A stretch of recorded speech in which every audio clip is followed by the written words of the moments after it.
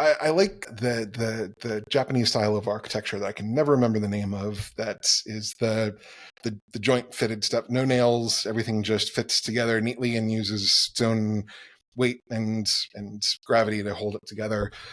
Part of that was because of how many earthquakes that it needed to move, and if it fell down, and they put it back together. It needed to be sort of resilience to collapse and reconstruction. And so, how do we think about building things those ways? When I think about impermanence, um, the commercial properties, how do you think about not just the creation of it, but how do you think about zoning things in ways that it becomes much more ambidextrous in its utility and function? It's the awareness of what impact is this going to have and what are the possible states, but it's also just recognizing that we have no idea.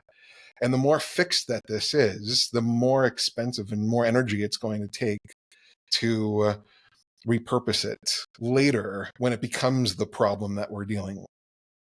I think I've gone on about this before in a previous episode, but we're talking about degrees of freedom, and we're talking about designing things to have and maintain as many degrees of freedom as possible, which allows for as many future adaptations or evolutions or iterations that it needs to be or that it can possibly have.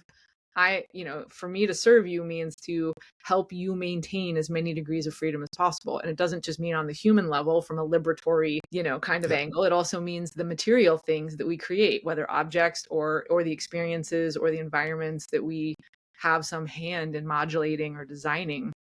How do you design to keep as many degrees of freedom available so that the system can flex in the face of changes and Mm-hmm. doesn't get stuck in that rigid crystalline structure that then becomes fragile and vulnerable? Yeah.